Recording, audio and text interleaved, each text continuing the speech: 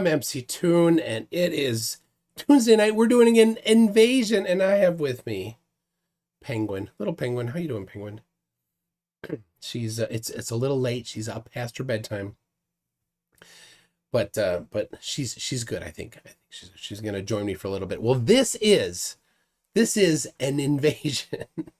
And invasion is where we go and we find a stream of somebody somewhere doing a live stream with maybe not very many viewers at all, so that when we all pop in, that person notices that their view count goes from 2, 3, 4, 5, whatever, 10, 20, up to 150 or whatever number we can to go to. Thor Casey says, please give me a reaction of a Flurf seeing the SpaceX Falcon 9 launch to landing time-lapse one shot. I will. I did not grab the source video, and the one I have is easily is on Twitter, which I can't make full screen. Like, you can make it like take the entire screen, but you can't make it take the whole window. So I'll just download the original and then I can play it. So yeah, I do want to do that. Of course, the Flurfs on Facebook all said fake. Every one of them. So, ooh. Aha! We've got a couple things. We've got a guest.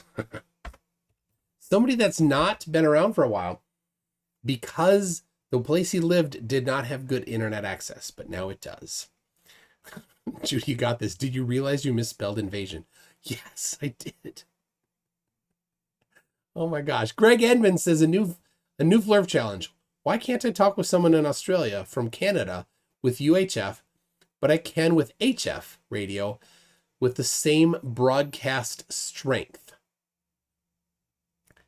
That is a great question. And that's a Canadian dollar. So I'm guessing that's from Canada to Australia. So yes. And UHF is the correct frequency, right? It's up to 30 megahertz, I believe, is no. Can with HF, but not UHF. There you go. Because 30 megahertz and below, it bounces off the ionosphere, and higher than that, it does not. It's total internal reflection, people. I think that's what it is. And then we've got Stringer News 1 says, Invasion. What could be worse? Naming all your pets after the wrong animal? This guy homeschools his kids.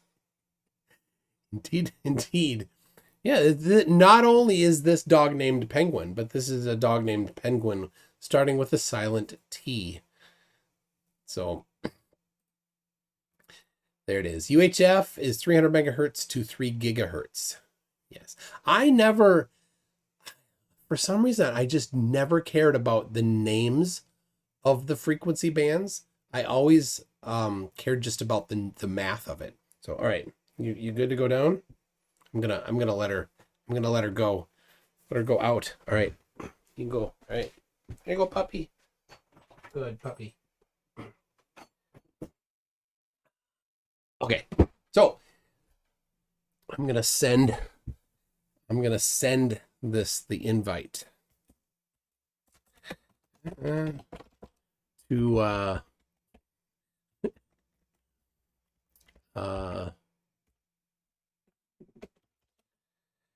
to the guy that you do. Can you guess? Can people guess? People guess who it is. Somebody you've not seen for a while. There we go. There it is. Okay. I have to send him the link. He's got to hit the bathroom. He's got to hit the bathroom first. So, all right. So here's what to do. Go find a live stream somewhere where it might be a good one to pop in. Somebody that doesn't have a whole lot of people watching right now, enough so that when we all pop in, there's 162 of us. When we all pop in, that this person will really notice, right? And then we'll invite them on to have a chat right here, right now, live. Zoomy found someone. All right, so the we're here. This is to be nice. If we can find a flurf that's doing it, Karen B won't let me in. So no point trying Karen B. But if we can find a flurf, that'd be fun. But yeah, actually, just to find anybody, that would be a fun person. So if you can't, Steve-O knows where this person's from that I'm bringing on. I haven't talked to Punchy for quite a while. We should get some Punchy on here. I'll message him, see if he wants to come on sometime. But you're in the right neighborhood. It is near Oak Island, if you will. All right. Also, Tom has 37 watching. Judy, can you send the link to that? And then I will I'll kind of close all my tabs from with Goofball in the last stream. Icy Spin, you nailed it. Glober Mom is right. It is. We're gonna have somebody. Gonna have somebody here. Also Tom. I don't know who Also Tom is. 321,000 subscribers. And 31 watching.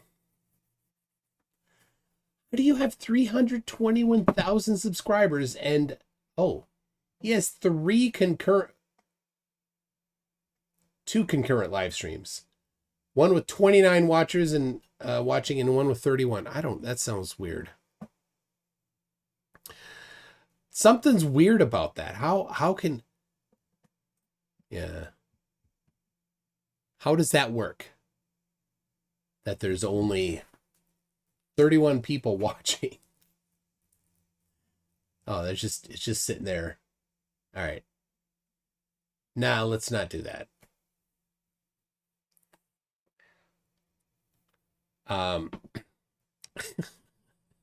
Heat Shield, I could go live on my old gaming channel, but I don't think you want to see me play Clash of Clans. I could play Clash Royale on here for a while. What do you think? No. Timbo Turtle, it's amazing how many subs you can buy for $1. That's a good point. The guy on TikTok that we call Dollar Store Jesus, he goes through accounts pretty quickly. He burns them pretty fast, and he has tons of subscribers, but nobody watches his video. He'll get like 6 views. Like, oh, you're buying them pretty clearly. Do they have to be on YouTube? Well, they have to be somewhere that I could get. I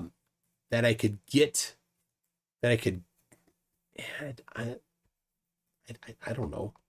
Maybe. Glober Busters is live, says Glober Mom.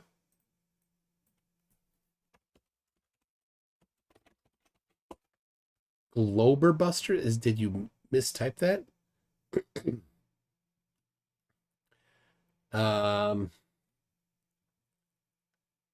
Okay. Zoomy found one there. All right. They're not live. What are you talking about? Globe Busters is not live, but maybe you meant Glober Busters for actual. Yeah, they're not. I mean, they have I think they had they were trying to do like a 24/7 live stream. Which I have thought about doing, doing a one-time, just not like anybody live on it, but just a series of flat earth crushing videos.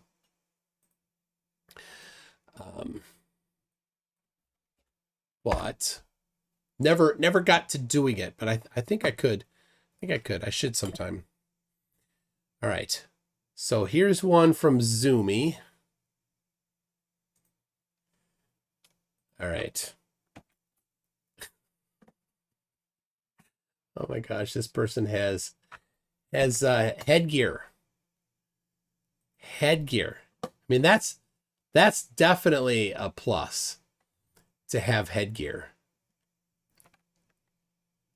Oh yeah, Celebrate Truth is live, but there's nobody actually there to watch. Okay. Snap Click Cat has 30 watching. All right, so let's do this. I'll paste this in. PJCnet, we don't want to watch the live stream from a Discord server with a person. All right, so there is the person. Jon Snow has the link. Let me make sure that he can come in when he's ready. Yep. All right. So I'm going to get this person here.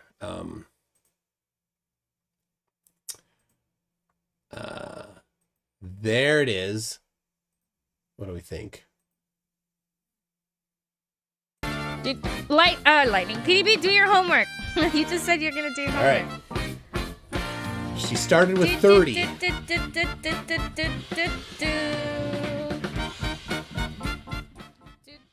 Hello, All right. Hello, Facty. Hello, Steven. Hello, Bose. Wait, are you guys coming in? Is this a raid? Hi, from McToon? Hi, everybody.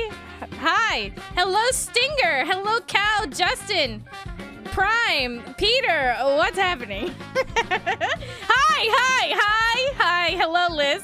Hello, Victoria. Hello, Renee. Hello, Caesar. Hello, Frank. Hello, Doug. Hello, Heath. Hello, Wendy. Hello, Barbie. Hello, Free. Hello, Singer. Hello, Space. Hello, David. Hello, Tesla. Who is raiding me? What is happening? Hello, Beach. Hello, Rodman. Hello, Brad. Hello, Frank. Hello, Steve. Hello, Icy. Hello, Jason. Hello, Industrial. Hello from McToon Live. Hi. Hello, Blair. Whoa. Hola. Hello, Clive. Hello, Scott. Hello, Cindy. Hello, Batman. Hello, Extra. Hello, Richard. Hello, Cap. Hello, She can't Mr. keep Lonely. up. Hello, Dave. Hello, Del Cos. Hello, KMC. Hello, hi. Come in peace. Hi. Hello, Armageddon. Hello, Lori. Hello, Mr. Q. Hello, Key Crew. It's never ending. Wow, what's happening? Don't make me bad. Hi, everyone. Nice to meet y'all. Hello, Marcus. There we go. All right. Hello, M-Ball. Hello, Corntech. Hello, Bob. So what do we do? She's up to 99. No. Oh no! Hello, McToon. Thank you for the raid. Thank you for sending me your people over. I appreciate that. I'm a nervous wreck when it comes to chatting online with people, so I won't do that. But nice to meet you. Oh no! I'm sorry. Were you gonna try to interview me or something? Join Toon Live? I can't do that. All right, give her a thumbs up, people. I'm not that kind of person. I can't. Subscribe I take anxiety if you want. pills. Take care.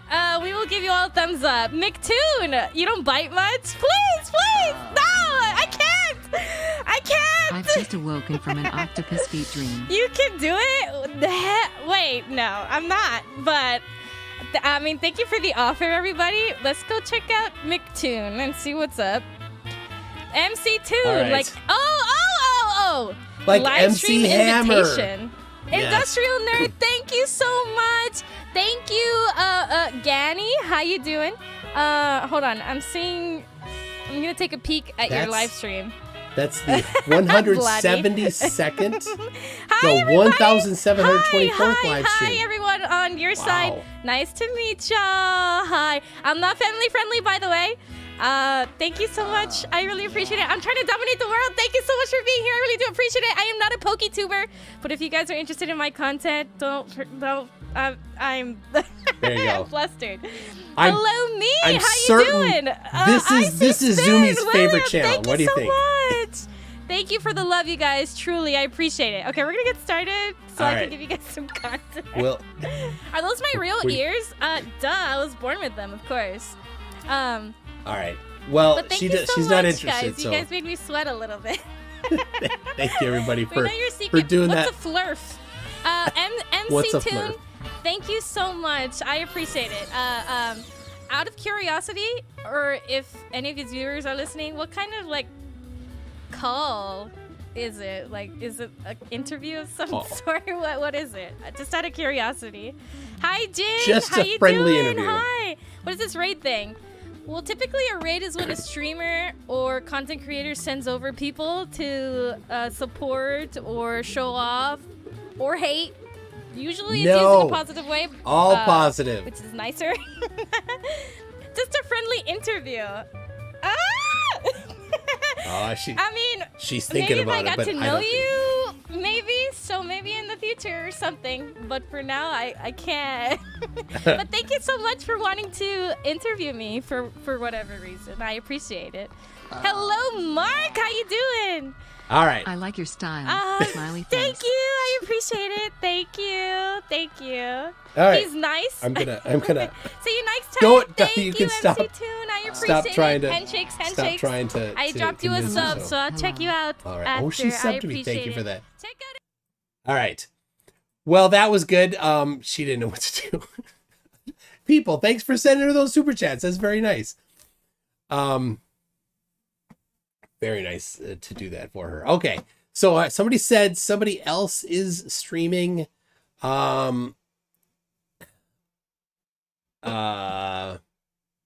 Streaming the Falcon launch. Says the real packs. The real packs. Oh, you got the puppy. We got the puppy again. All right. She's already been on. She was at the from the beginning, but here she is again. Hello, puppy. Oh, don't shut the door. Hold on. Here, look right there. Look right there. There. No, right here. No, yeah. No, the camera. You need to love the camera. Right there. You don't know what no, there? Okay. Good puppy. We got a brush for her. She's much softer. So there we go. All right. There you go. Thank you. All right. So who was it? Does somebody have a link to who is that? Did I grab the real packs? Let's see. I got it. The real packs has 16 watching. This might be good because they're watching the there it is. Let's join this one, see what we get here. Get some sound orbit going. insertion. There it is. Looks like I'm restreaming. Now the mission isn't The real over packs just yet. The second restreaming stage is now embarking on its SpaceX. first coast phase. After the Only coast phase, 20 we will watching. light that That's MVAC engine for a second time around T 600,000 plus 55 subscribers. minutes. We'll see you back here in about 45 minutes, and in the meantime, enjoy the space tunes. Okay, so I'm gonna replay Okay. for people who missed it or came in late, so you guys are gonna see a replay of it. But yeah, hope you guys enjoyed it. Oh, Make that's sure you a guys definitely follow replay. me on Twitter for any new updates, anything space related, launches, Beetlejuice, meteors coming closer, and a James Telescope. What kind of juice? Any of that, make sure you guys are following me on Twitter. Also, make sure you guys are following me on Twitter. So you guys can get updates all the time. Anything space related, and so you guys can see more of these awesome live streams. So yeah, guys, make sure you hit the like button. Oh, make sure you guys hopefully he's you guys share it wrapping with a up. friend, post on Twitter, Facebook, Reddit, text your friend, so you don't miss out. So yeah, guys, hope you guys enjoyed it. Enjoy the replay. Just waiting for the launch director's Okay, final here call. we go. Under Oh, all right. He's not. 1 minute to go. Launch director, go for launch. He's watching a different good to go. replay. And Oh, okay. excellent news, Okay. all systems are go for launch of Falcon 9 with the Okay. OneWeb Launch 16 Here we mission go, payload. everybody. Make sure everyone coming in right now, make sure you guys are hitting that thumbs up button. Helps out the stream and algorithm. Yeah, leave a comment where you guys are T-minus from. 30 Everything that seconds. helps an algorithm too. Share it with your friends. Tell your friend to come join. And like I said down below, follow me on Twitter for any kind of new space updates. I'll be posting on there, so you guys definitely do that. All right. Link is down in the. So he started with 20. We're at 52 watching. Here we go. 14 seconds, everybody. not, I'm gonna turn off my mic so you can listen to. All right. Well, I do appreciate this. We could just watch the rocket go. 3, 2, 1. Engines full power. And liftoff of Falcon 9. Go Falcon, go OneWeb 2. Pitching downrange. I don't know what launch this is.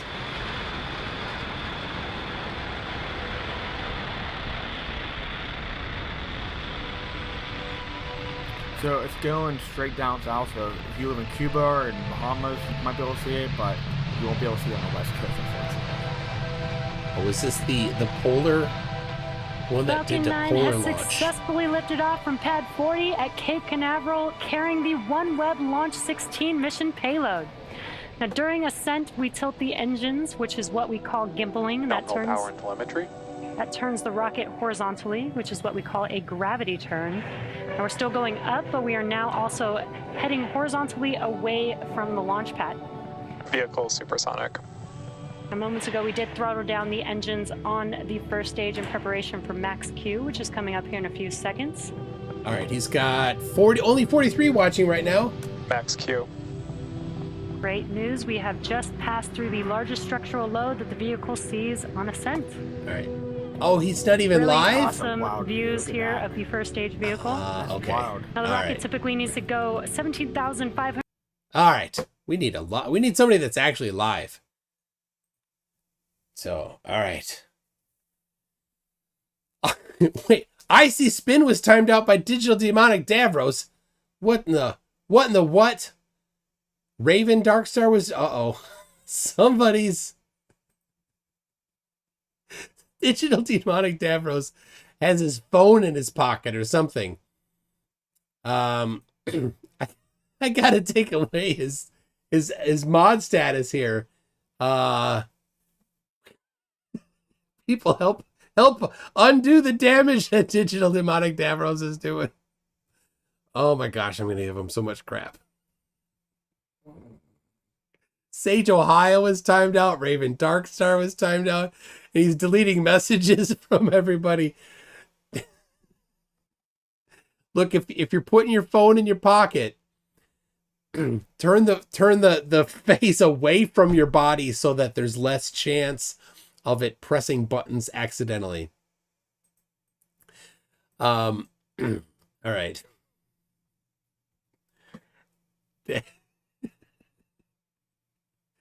All right. Oh, we've got something almost as good. We've got Jon Snow with the Scottish flag behind him. Well, welcome, John. There it is. How you doing, man? Good, man. How you doing? I'm good. It's not the Scottish flag. It's the new Scottish flag. What's the Nova Scotia flag? Yeah, Nova Scotia is not American for New Scotland, right? Yeah, I think so. Yeah, definitely. Yeah. How come I can't see you? Oh, I need to. Oh, here. There you go. Does that help? Yeah. It doesn't help. It does not help for you to see me. Yeah, it does. All right, we're doing a raid or an invasion. So we've got Gary Why Bothers in the chat saying the same nonsense he always says. What's he saying? Derpity derp deep deepity derp derp. Something like that. You know, it basically everything that Gary Wybenga says is like the Swedish Chef from Muppets. Really? Oh yeah, it's like boop boop boop boop boop boop boop. Yep. All right, now so I had somebody in here that I think put his phone in his pocket and then started timing out people on accident. Oh really? Was it me? It wasn't you. No. No. All right, we got. Let me catch up on a few things. We got Brad Cummins. Coming is a new member at Newton. Thank you for that. Ganymede has just awoken from an octopus feet dream. You do you. You do you. We've got. How's your back, man? My back's a little sore today. Yeah. Well, check it out. So I don't know if you noticed this, but I've been training for this TV show called Sweet Science, and it's basically about people who've never boxed before. We train for 3 months, and then we fight in a ring against another opponent. So I've been doing that right now in our fights. I think it's like around like March 10th. I got to fight some guy. Ring. So for real, you've never boxed before. Never boxed before.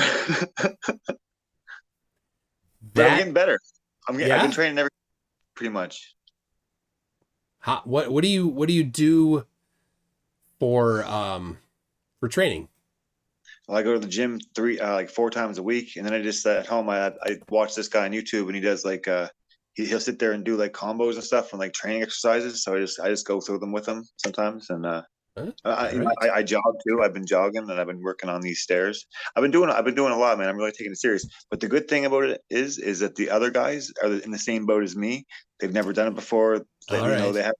So it's like people who just never did it, and then they got to train. So I'm actually training, and a lot of these other guys aren't really training. So and I've seen them spar, and they're throwing wild haymakers, and they're just not really. And I just try to throw straight punches and try to just stay calm and stuff like that. Keep them close. Put your hip into it. Yeah. No, I've been really studying. I've been watching is boxing videos and stuff. I've been really studying. That's good. All right. So people that don't know, Jon Snow is not a flurf. No. Jon Snow has we met because he had you still have it.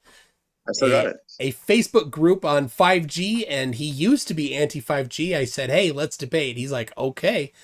And he came on, and John's a nice guy, and he's like, you debate flat earthers? They're so dumb. And he did a song on flat earth because he raps. He's a rapper. Yeah, you kind of hyped me up on it. You kind of, because I was gonna do it, and then I was like, nah. And then you kind of was like, yeah, you should do it. And you really encouraged me to do it. Yeah. So he does music. I have your CD over there on the shelf there, off camera there. So if you're interested, I'll get your link in the. Can somebody drop it in right now, and I'll put it in the description. To Jon Snow. A lot more people now. You got a lot more new people probably don't even know who I am. That's right. That's why I introduced you. So, all right. Bend. Remember, magma. That's what it is. Where's the magma come from, Flurfers? Ben Hova says, howdy, my MC Tune. Hope you had a good holidays. It did. It was busy. It was fun. And PhD Tony says, you know nothing, Jon Snow. Right. Shut up, PhD Tony. I think that's I haven't seen that. I haven't seen, what's the movie, the TV show? Game of Thrones? I have not seen Game of Thrones. You got to watch it. I take it you've seen it. Yeah, I've seen it. Yeah. And Jon Snow is one of the characters in it? Yes. Okay. Yes. Yeah. It's written by George R.R. Martin. I know that. And I have several of the books in my my possession, which I've not read. If you do read, though, if you enjoy reading and do read often, you should try it because it's probably way better than the show. Like if you read, it always is. But the books were like big, and I mostly spend time reading exciting books like this here, the Foundations of Electromagnetic Theory. Okay. Yeah, I probably couldn't understand that. When I'm done, I can send it to you. What do you think? I probably couldn't understand it. No, all right. Well, what do you think I could? You'd probably need to take calculus first. Yeah, no, that'd be tough. How long did that take to learn? Well, I took it in high school, and then I took it in a whole year in high school is about 3 months of college. So then I took it in college. Then for a full year, it was called calculus, and then it was called other things, engineering math and differential equations and matrices, and I don't remember all the other names of classes. And then when you're in the engineering classes and your junior and senior year, it doesn't matter what the name of the class is, you're doing calculus. So is calculus really difficult? Did you find it difficult? Once you get the hang of it, the basics of it is pretty cool. And not that difficult once you get the idea of it, but you kind of have to get to the point where it just clicks. And you're like, oh, I see what's going on, and now it makes sense. But when you're first into it and they're talking about Epsilon and Delta neighborhood, you're like, what the crap is that? So all right. Kind of the same as boxing, though. Kind of like, it's got to click. It's got to click, and then you get it, right? Kind of the same thing. I don't know. Boxing's never clicked for me. I never did. All right, let me read this. Digital Demonic Davros says, what I see is a man like Batman and Tron, two of my favorite pop culture icons. By the way, have you heard of Shallow Earth? Don't go too deep. Is that where King Kong is? Yes, he's in the... So Digital Demonic Davros comes back with the super chat every timed everybody out. On accident. Bo Snow says, I heard Jon Snow rapped. Oh, where'd it go? Oh, it went off screen. I heard Jon Snow rapped for the Queen shortly before she died. Her final words were reportedly, I hear the angels calling. I'm out. But in British. Yeah, that's a good one. Who was that? Time him out. That's Bo Snows. Time him out. I hear the angels calling. I'm out, but in British. That's a good one. And somebody translate. How do you say that in British? That's good. And Lael's wondering, are John and Mallory still dating? I haven't talked to Mallory since when was the last time we were on the thing together on this thing. But that doesn't answer the question. I suppose honestly, if you haven't talked to her, then it hasn't been called off, so you still are. I don't think it ever started though. It never really started. Oh, yeah. There's the problem. Yeah, there's the problem. Yeah, you got to start it before you can end it. Yeah, right. So she's very mysterious. So it's hard to even she only pops up to debate us, right? So. I'm surprised she's not in the chat right now. She was going to, back in December, she was going to do a debate, and then she's like, I'm feeling sick. And then next week, she's like, I'm not doing. And she's been under the weather. I think she's just hibernating. That's what I figured out. She's just hibernating. And so we don't know how long the Mallory Bear hibernates. But is it confirmed that flat earthers do hibernate? It's confirmed that Mallory does. Yes. Icy Spin says, John, sick shirt, my man. Oh, thanks. Thank you. It's like a whole suit. I got the shorts upstairs. It's a Jordan suit. You have the... Do you have matching socks and underwear too? No, it's just a suit. It's a Jordan. It's a Michael Jordan suit. Oh. Yeah. All right. Yeah. It's a nice suit. PG Tony says, Jon Snow is Toon's best guest ever. Way better than me. P.S. Just finished reading the early history of trigonometry. It's very interesting. Tell you what, John, I will order up a copy of the early history of trigonometry for myself and send you a copy too. How about that? You know what you should do? You should photocopy each page and then send me the photocopy pages. Photocopy. I'll take a trip to the FedEx store and put the book down on this book. Yeah, exactly. And then mail you a copy of the photocopies. Yeah, page by page. One at a time. Yeah. One per day. So you get one every day and you're like, oh, I'll read this one today. Yeah. Have you heard of Bobcat in a Box? No. What is it? I love this. So there's a comic strip called XKCD. It's a guy that's a former engineer, and now he just does comic strips. Randall Monroe, really smart guy, and all this engineering type stuff. And one comic, he had like people. Somebody's like, oh, I got this in the mail, and I got this in the mail, and his roommate's like, why do you keep getting these things in the mail? And then the guy's like, oh, I made a program to go on eBay and buy things for $1 and send them to me. Whatever it was, just find something for $1 and send it to me. And then the next thing he got was a Bobcat in a box. You see, that's what. So somebody actually made it. They actually made the program that goes on eBay and finds things for $1 and ships them to you, one every day. And you can buy it for like a week at a time or a month at a time. But a lot of them come from overseas, especially China. So it can take weeks or even months to show up. So I did it for a friend of mine for like 3 or 4 weeks. I did it.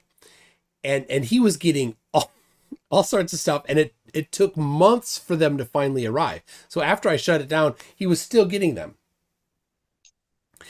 But here's the funny thing. I got his address wrong for the first part of it. And I fixed it later, but for the first week, the address was wrong and I realized it later.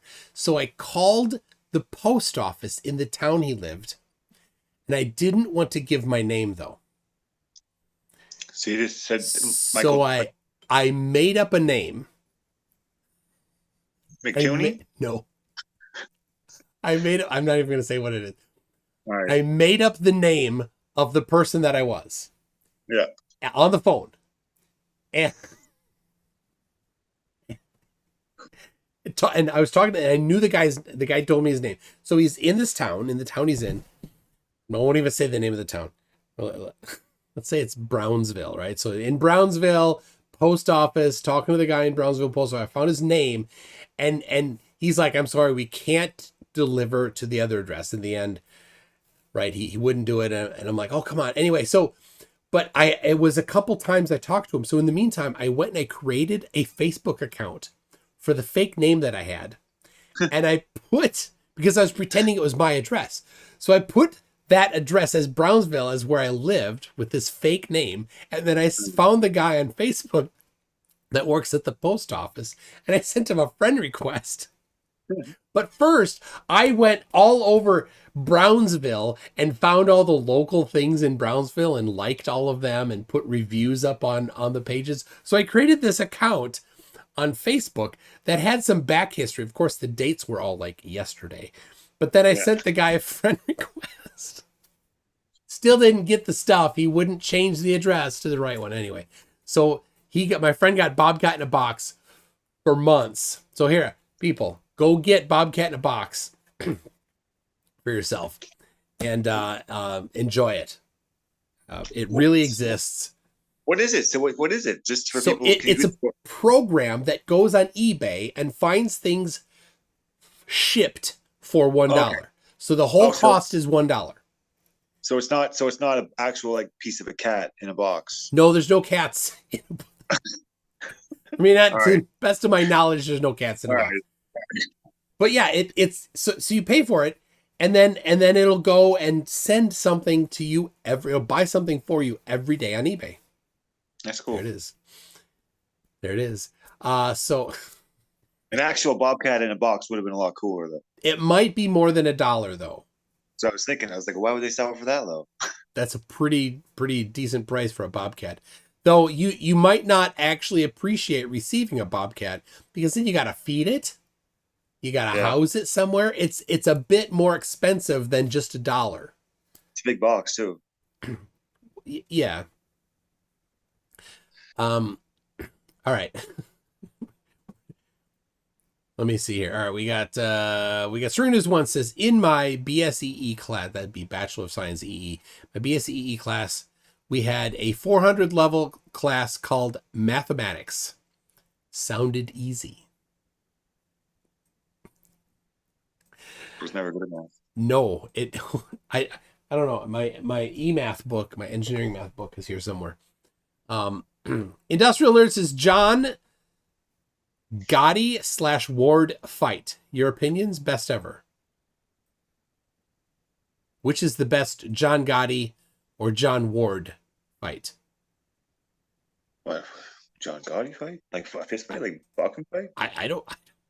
Industrial Nerd. I don't know. Like Canelo Alvarez. He's good. What about Neil deGrasse Tyson's brother, Mike? Mike Tyson? Yeah, Neil deGrasse Tyson's brother. Mike Tyson's dope. Yeah, he's sick. Mike Tyson's good. Yeah, I like him. He's good. So who would win, Mike Tyson or his brother Neil? Mike for sure, probably. Yeah, but I didn't say it was boxing. What if it was a Oh. calculus test? Probably Neil. There you go. Yeah.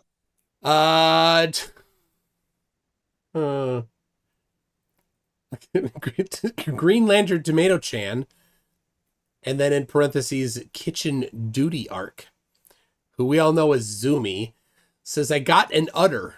I mean, I have another streamer. Congratulations. And NA says, Jon Snow in 1995 wants its shirt back. Yeah. That's right. Living in the past. And then finally, Lael comes in with the question is, what is Titicaca? It's a place. Isn't it a place? It's a lake. Yeah, Lake Titicaca, yeah. It is. All right. So, tomato, whatever, you can... All right. Oh, okay. Judy sent me a few live chats here. Riding a bus in Berlin. Oh, dear. We've got Up and Atom, Just Keep Swimming, Below Deck S10 E7 Recap, Anchor Watch. Is that... Oh, my goodness. Is that somebody talking about a TV show? No, I don't... Oh my goodness. J. Robin Law talking about idiots getting caught by police, 75 watching, just over 6,000 subs. How to get caught by the police, calling them yourselves. That's a maybe. That's a maybe. Let's see. I got another message here.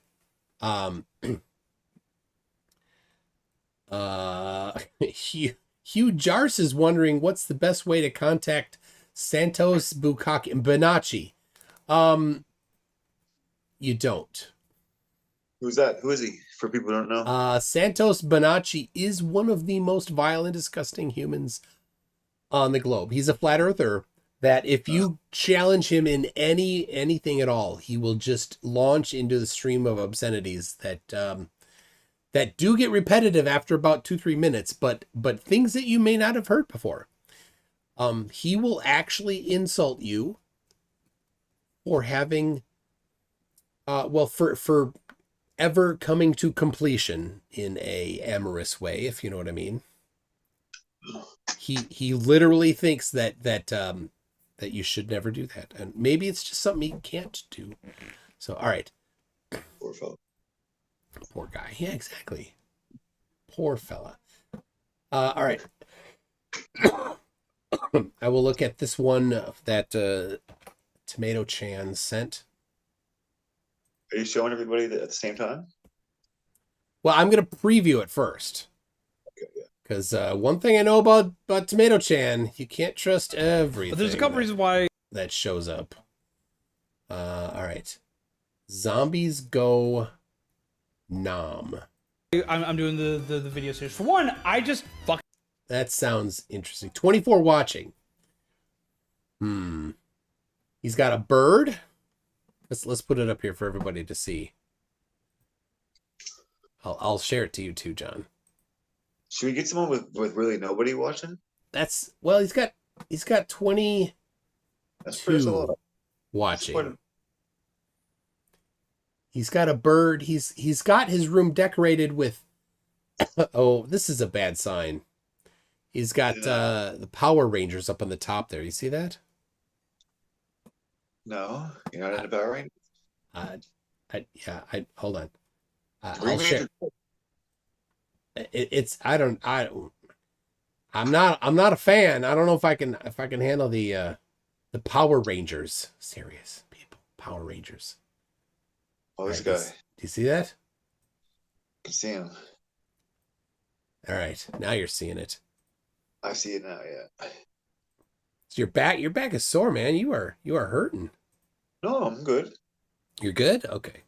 No, I'm just a little tight because I was practicing shadow boxing earlier, so it's just a little tight. All right. Well, I'll get you. That's not working. That's just my life. I live like that now. And see, it's just how it lives. So all right. Tell us about where you used to live and what's changed. Like right now? Yeah, I'm setting up the scene here.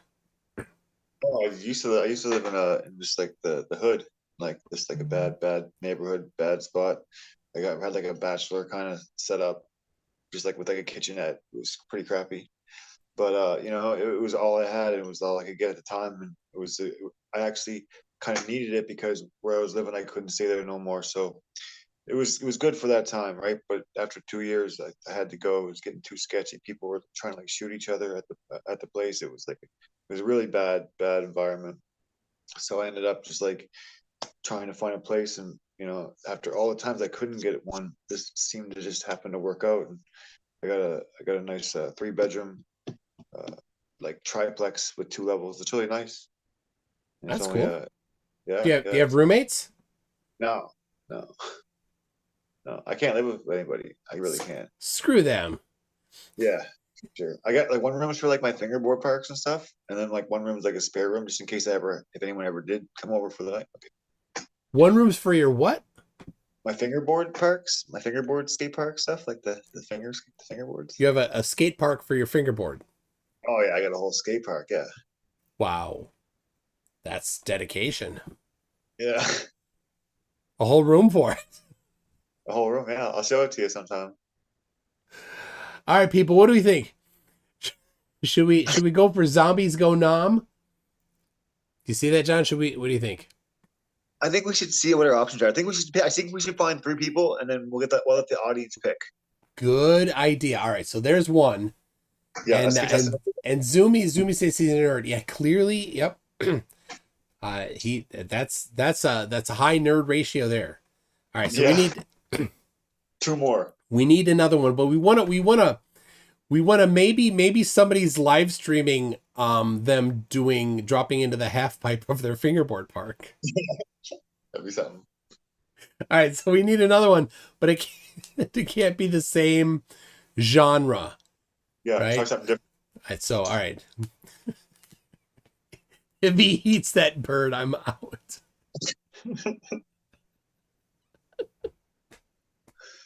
Oh my gosh. Yeah, I'll try to jump out if he starts eating the bird. All right, somebody else got. Oh, all right, here I'll grab one from Judy. I'll grab the one from Judy. Okay, did he end his stream? Did he? Oh no, it's still there. Okay.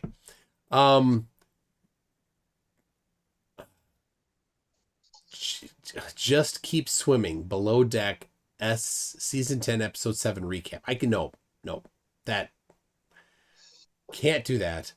But this one here, all right, I'm gonna do this one here. We're gonna look at that J. Robin Law.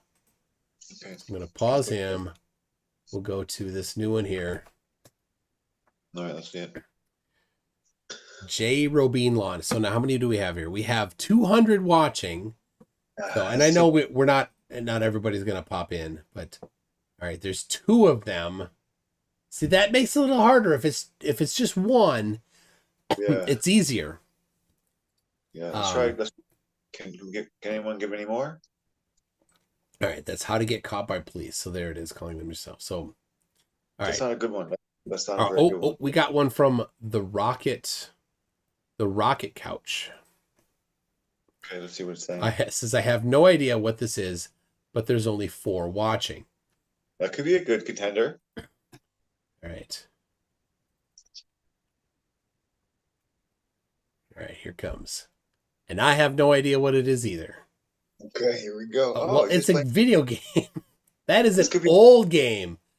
That looks like a Nintendo era. Yeah, I like original. This one looks like a good one. 4 people watching, that's it. He's definitely going to notice us. Fax Xanadu Fantasy Adventure, 7 watching. Oh yeah, I'm in for this. All right, so but what we need, I think we need to pull. All right, so we got Fax Xanadu is 3. We got How to Get Caught by the Police is 2. Time for a chat and chill update from Zombies Go Nom. All right, so 1, 2, or 3. Here's 3. I'd Here's go 1. What's your vote? My votes are 3. Your vote's for 3? Yeah. There's 2. And here's 3. Because 3, he'll probably like, what's going on? He's gonna be so shocked. What's happening? All right, Liz K is blue. Oh, we're getting lots of 3s. Everybody, yep. I'm not. Yeah. Oh, I see a 2. All right, Oh, it's a 3. All right, okay. it's a 3. There we go. There's the link. All right, everybody, let's watch the numbers go up. There's 8 watching right now. Let's watch those numbers go up. Let's get it to 100. Let's get it to 100, guys. All right, I will. I need to open it up myself too, so that I can talk to him, chat to him. 11. Just 11. Let's get it. 33. Oh yeah, that's moving. Let's go. Come on, join the link. He's looking at it again. He's like 48. All right. Oh, yeah, I got to turn on his audio. Good evening, Dahi. Justin, we got 42. Hello, everybody. Hello. What's going on here? I love that. Welcome, everybody. Greetings. Make sure you give 49 people here. Give him a thumbs up. Give him a like. Welcome, everybody. Subscribe if you're into his stuff on? or not. This is It costs you nothing to subscribe. He has 13,000, so that's not bad. Come aboard. Yes, please do. Welcome, welcome, welcome. There it is. All right, where are we at? 60. We got to hit 100, people. We got to hit 100. So glad to have you here. We're just having a chill night here in face of the OGL situation. I decided to try to beat one of the OGL NES games that I loved as a child. What's OGL? But never got to beat. Hello, everybody. What's OGL? This is crazy. Okay, I don't know what's going on. It's a good question to ask him. Yeah. All right, made the jump. Classic NES. All right, so we're about to enter the dungeon here. What's OGL? He's excited. He's psyched. Do not let me go in the wrong direction. 63. We got to get it to 100, people. Do not let me go in the wrong direction. Open gaming 61. license. Okay. D&D stuff. Oh, Wizards of the Coast. I saw somebody tweet about Wizards of the Coast. OGL is the open gaming license that has to do with Dungeons and Dragons. It's been going on.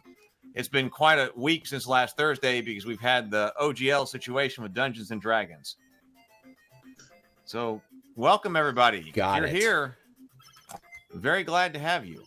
So I there still is think this is there is the link, people, so you can jump in. All right, so we do not want to come back in here. Can you pin the link in the comments? Yeah, I put it. I can pin it. I'll pin it. And then there it is, pin message. So it's pinned. Yes. PhD Tony's talking about the open gaming license. Yes. Shout out PhD Tony. Xenu? This is the game that introduced me to fantasy video gaming. Not fantasy gaming in general. Fantasy tabletop gaming was Hero Quest that we play a lot.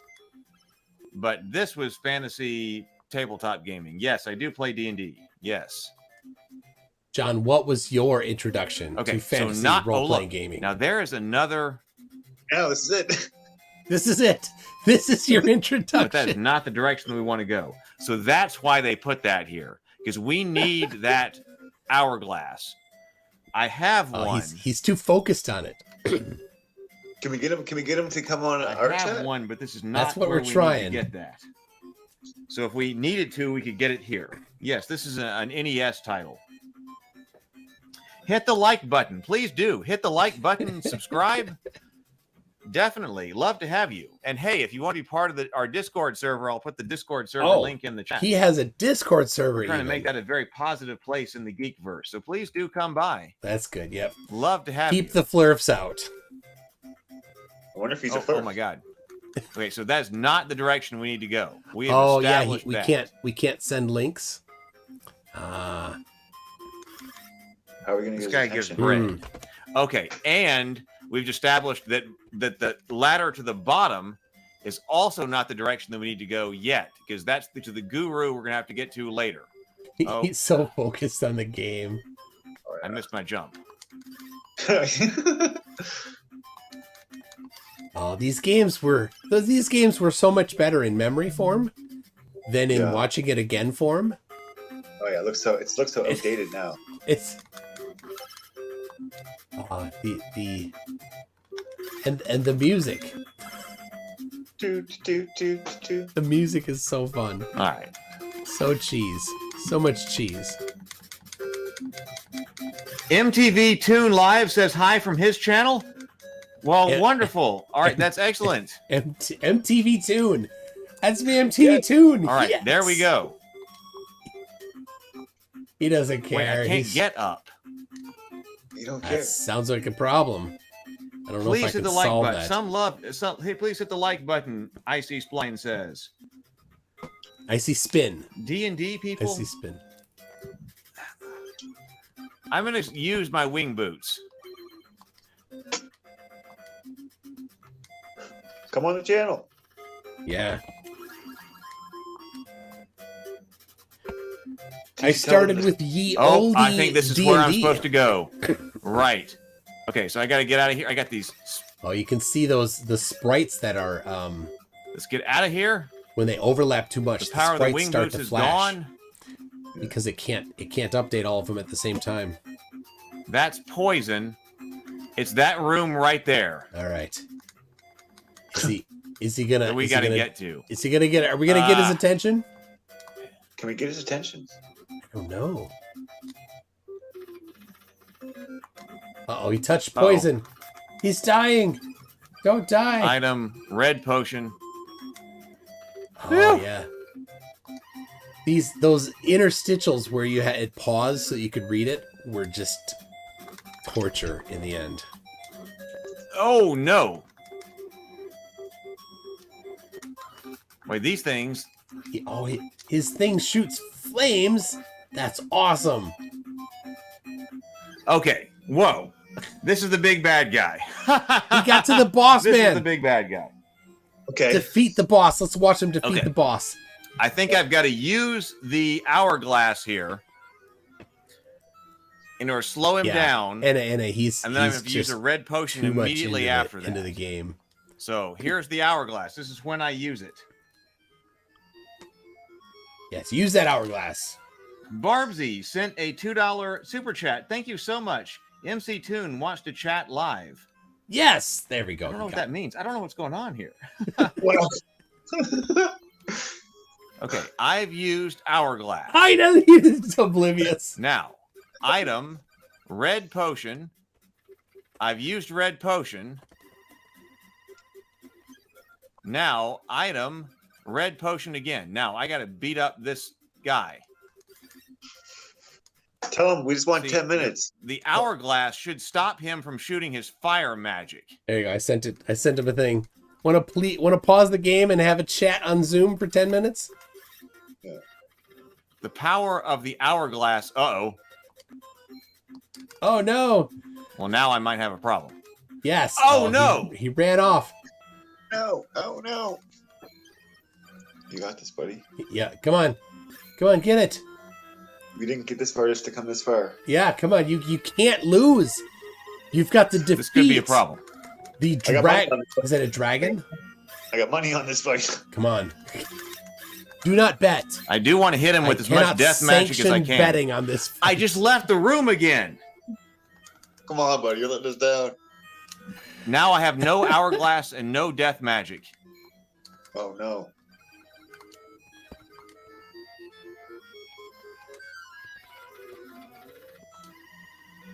No hourglass, no death magic. And he hit me out of the room again. Oh my goodness. I was not anticipating this problem. Yo, yeah, you have to anticipate. Let's go, let's go. You got this. You got this. And I have no... Judy says, kill the dragon and come chat. I am dead. Uh-oh. Oh, no! Oh!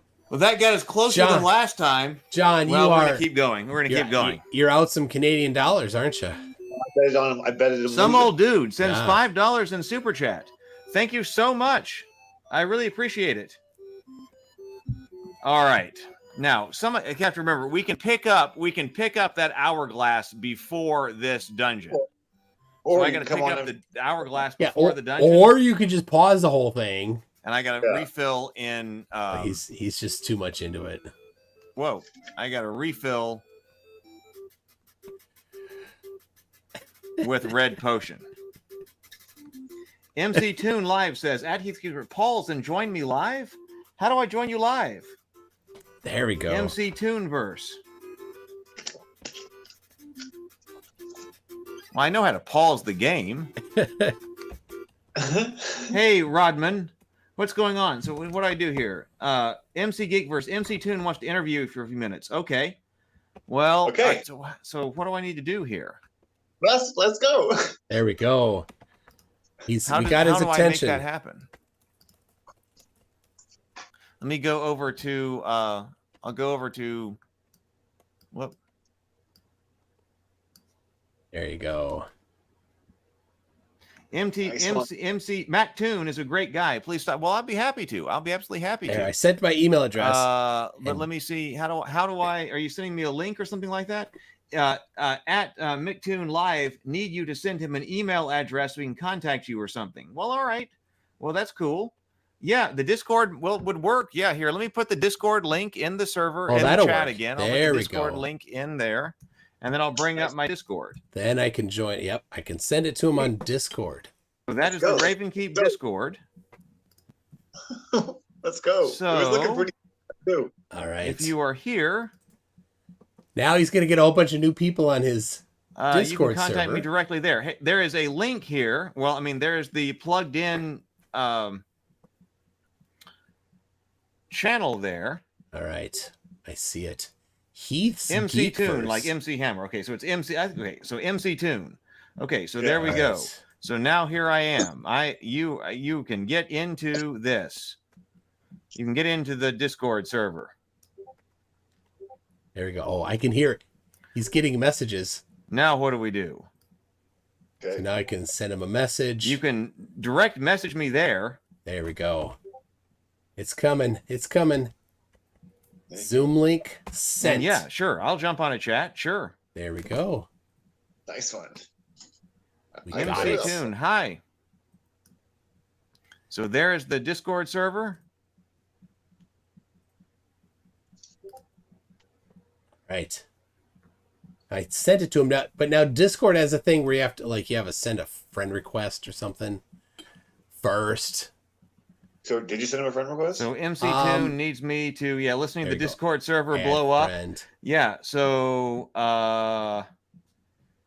some old dude, $20 super chat. Thank you so much. Says, have you ever played Stalker? They are soon to release a follow-up game. I have not. I have never played Stalker. I don't know anything about that. All right, so I sent him a message, but and I'll send him a friend request. Thank you for subbing on the Discord server. There it is. All right, so he has the Zoom link. Toon. MC, I would need you to email it to you. Oh, so MC Toon is in. I would need to email it to you. How do I email you, MC Toon? Or how do I get in touch with you? I did. I gave him my email address. Well, my if you email me, I say I'll check my email. My email address is on my YouTube channel. If you go to the about, it's there. Okay. It is there. Let me check my email. Just email him. I can do that too. Yeah, I'll. It's a little easier than my business email is there on the channel. It's a little easier to email than MC to send Toon it Live on Discord. says I sent a link on Discord. Let me go over to Discord. Let me go back to Discord. There we go. That'll be quicker. He'll get that. All right, John. I'm gonna stop sending to you. Okay. Spud, now we got rated. That's honestly awesome. Yeah.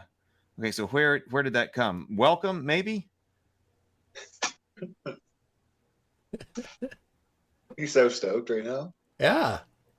That's cool. Because we didn't think we were gonna get him for a minute, but I was not. I was like, it's not gonna happen. MC Toon. So let's see. I can email him. I'll grab his email address too. Can you direct message me on Discord? I did send him a DM. But well, I'm trying to get there. I'm trying to get there. MC Heath Geek versus accept Discord Tunes request, and we're good to go.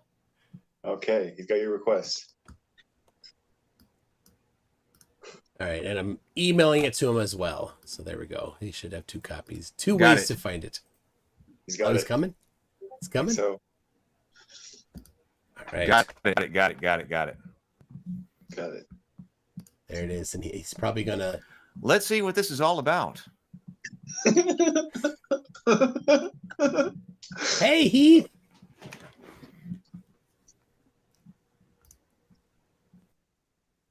All right. Oh, your audio's not coming through yet, Heath. You gotta click the audio. Yeah, the microphone, like Zoom, you have to tell Zoom to you have to give it permission. Yeah, click it. So, Many Karen wants to see your sleeve tattoo, John. Which one? Your This sleeve tattoo. There it It's is. not a full. What's up, Heath? Oh, no audio yet.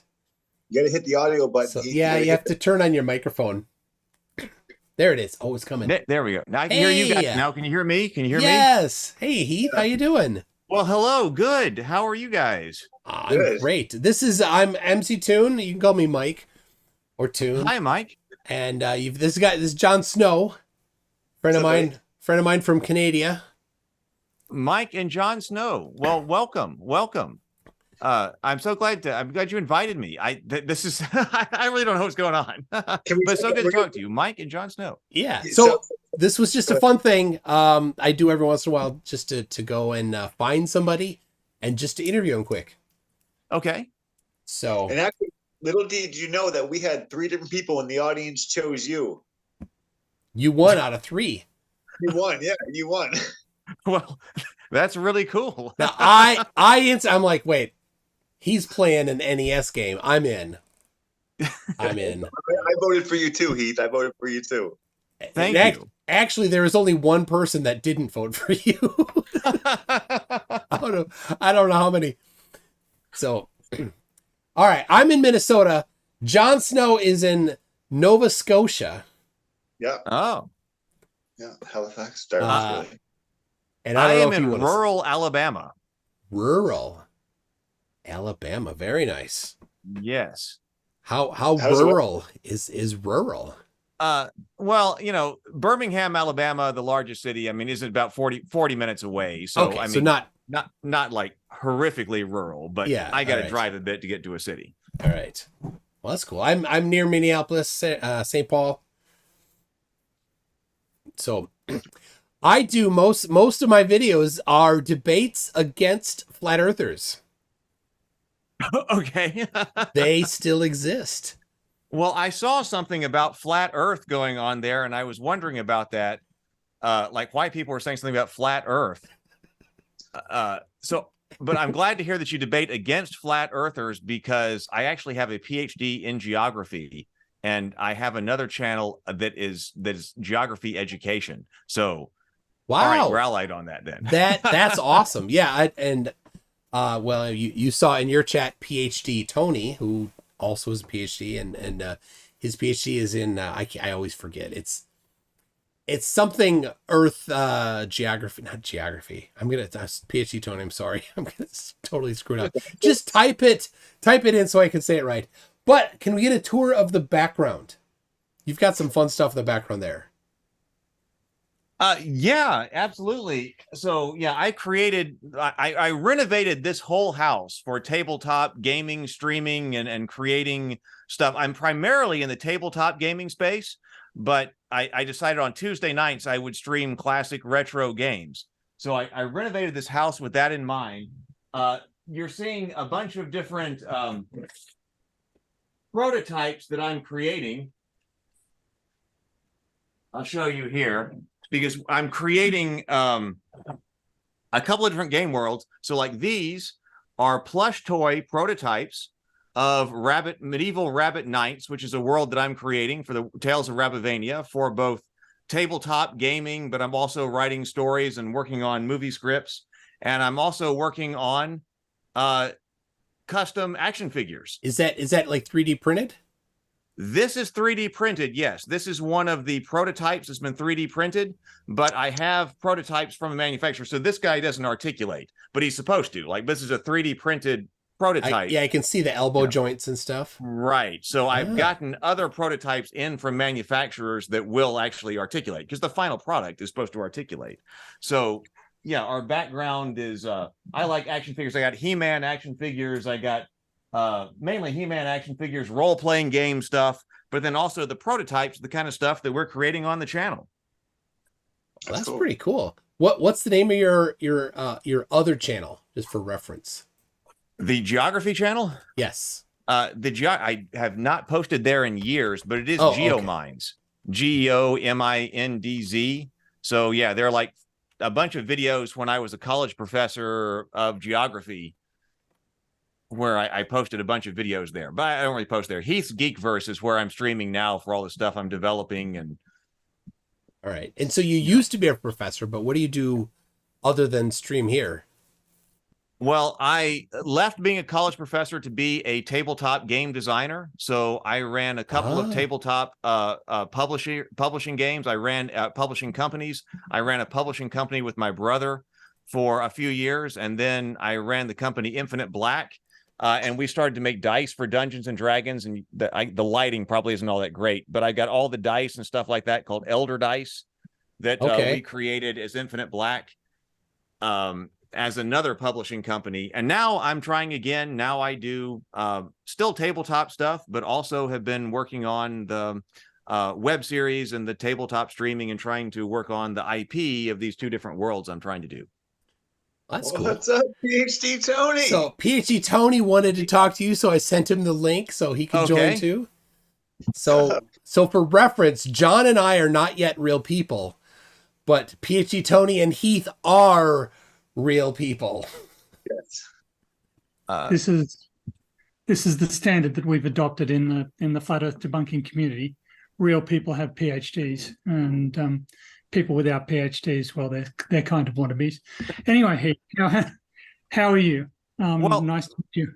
Nice to meet you as well. This is I'm still recovering from shock here, but I think I'm doing well. Well, I had to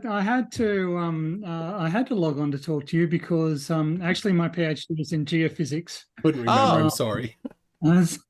But everybody calls me a geography teacher. So I had to discuss, and also I'm a very keen role player, tabletop role player.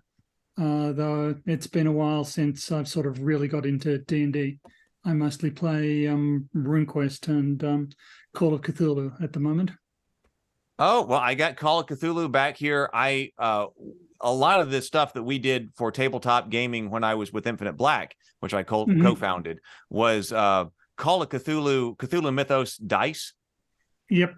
We did a bunch of those, and we were designing. I wrote a bunch of two different tabletop books and edited one for the the Cthulhu Mythos. It wasn't Call of Cthulhu the brand from Chaosium. Yep. We were doing our own kind of thing. So I do a lot with the Cthulhu Mythos, and have done a lot with the Cthulhu Mythos. Okay. Do you teach? No, I'm actually a research geophysicist at the moment. What I'm working on is satellite modeling code for gravimetric observations from satellites. So they've got what they call cold atom gravimeters, and they're working on missions to put those up to supplement the sort of mainstream gravity missions that like NASA and ESA and everybody else are putting up. So there's a company in Sydney. I'm from Australia. There's a company in Sydney that's working on sort of putting up its own constellation of gravity gradient observation satellites, and hopefully marketing the research products. So I'm doing research on what resolution they'd need and what orbital configurations would work for them and that sort of stuff. So that's what I'm doing at the moment.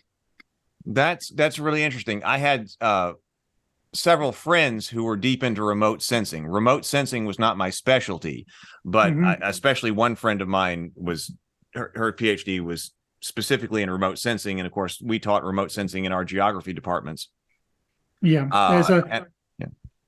Sorry, there's a lot of crossover. We use the SWAT mission a lot in our stuff as well. The surface water and the surface moisture observation mission. Sorry, I interrupted you. Oh no, I was just going to say that yeah, though I didn't specifically specialize in that, there is a lot of crossover there. I know a lot of people who are involved in the remote sensing, and I worked for the government for a little bit of time at the National Geospatial Intelligence Agency for a little bit of time. Oh, right. Okay. And so I was involved in that for a little bit of time, although the National Reconnaissance Office is the one that actually tasks the satellites. And so I told all my students, do you want to receive the satellite information, or do you want to be involved in tasking the satellites? Those are two different offices with the government. But I decided to get out of government work.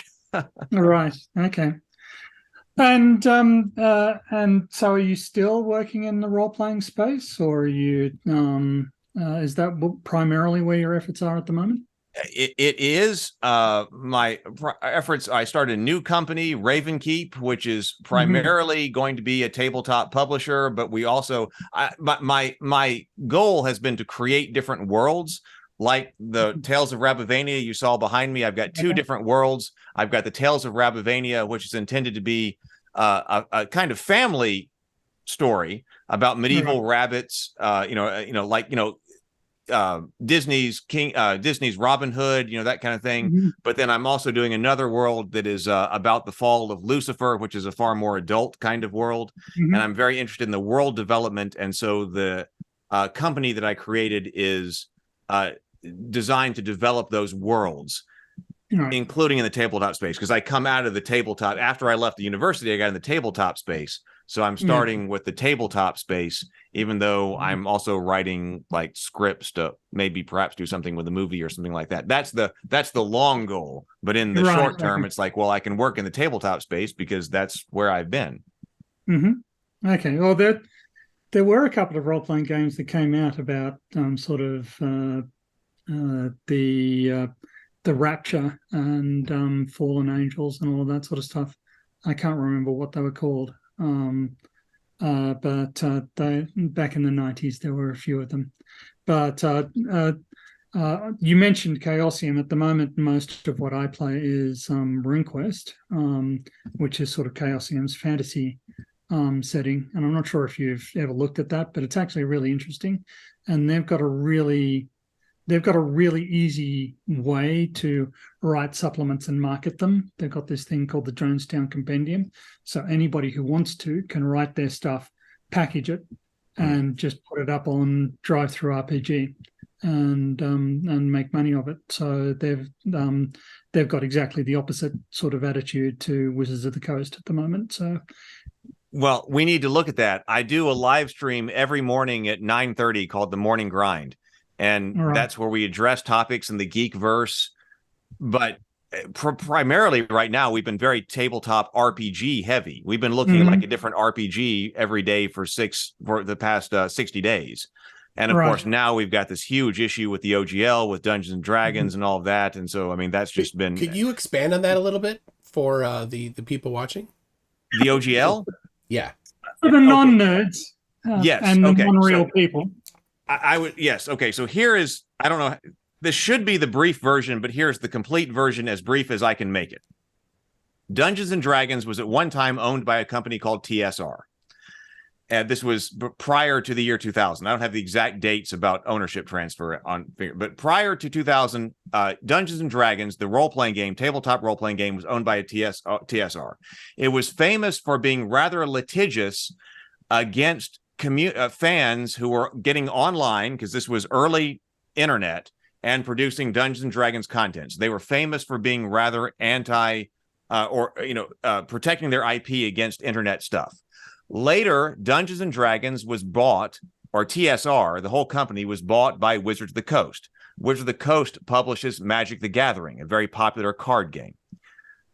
In sort of counter attitude toward that litigious stance that TSR had, Wizard of the Coast, in the spirit, around 2000, because this was the heyday of the internet coming abroad, or coming online, and the era of open source software.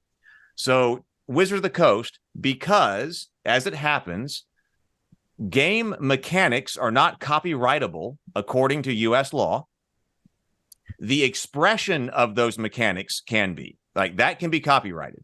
The game mechanics themselves cannot be copyrighted. And by that, I mean, like, if you have a card right here in Magic the Gathering, and you say, if you turn it 90 degrees on your table, it has a certain effect. Okay, you cannot copyright that idea of turning a card on your table and it having a certain effect. But Magic the Gathering calls that tapping. Okay, that's tapping a card. So you cannot call something tapping a card, but you can say, turn it 90 degrees, and we'll call that exhausting a card or using a card or something like that.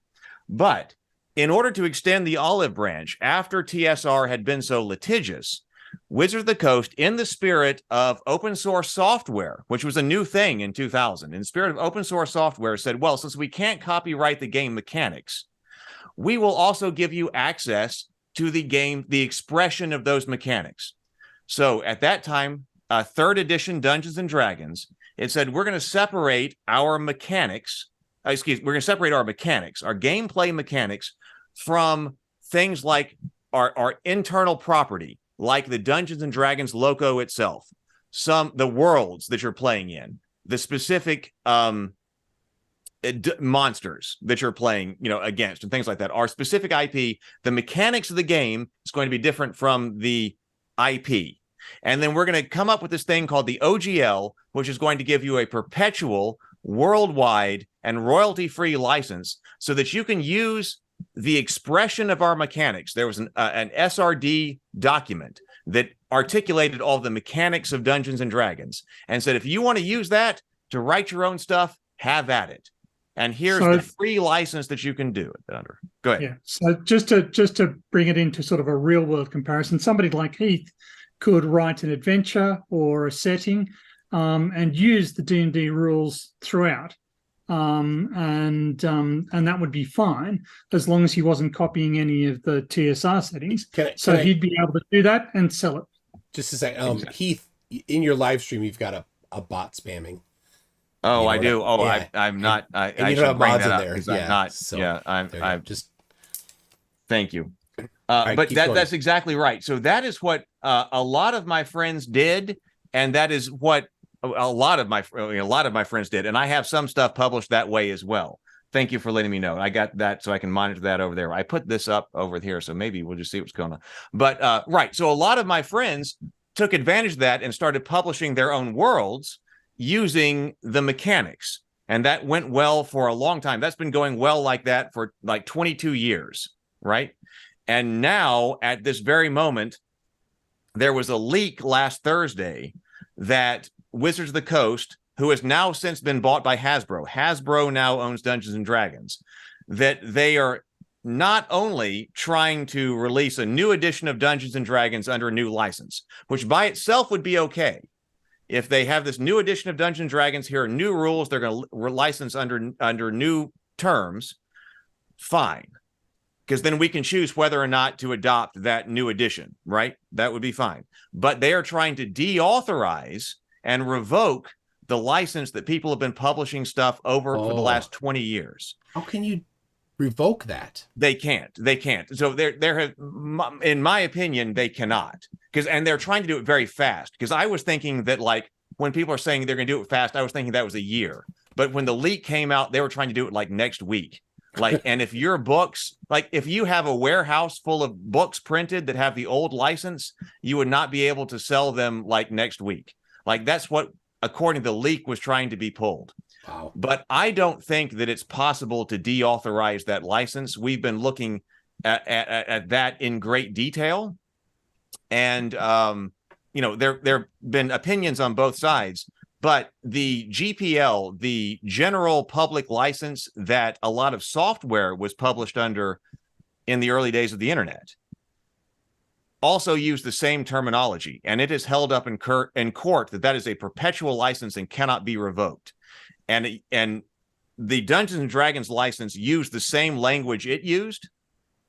And so, in my opinion, then, since the other one is held up, this should hold up. Because, for instance, if this doesn't hold up, it has more ramifications than just Dungeons and Dragons. It has ramifications on, like, the GPL license for software that so much of the internet, and technology runs on.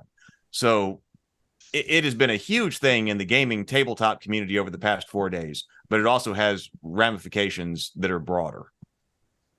Yeah, there's also Wizards of the Coast are basically trying to come up with ways of generating more reliable income. And one of the ways they're doing it is by moving sort of more on trying to transfer D&D into a more computer-based environment where you don't actually own the books either. You're actually paying a subscription to. So all the modules you don't even own anymore. So you're sort of using their game system on the computer.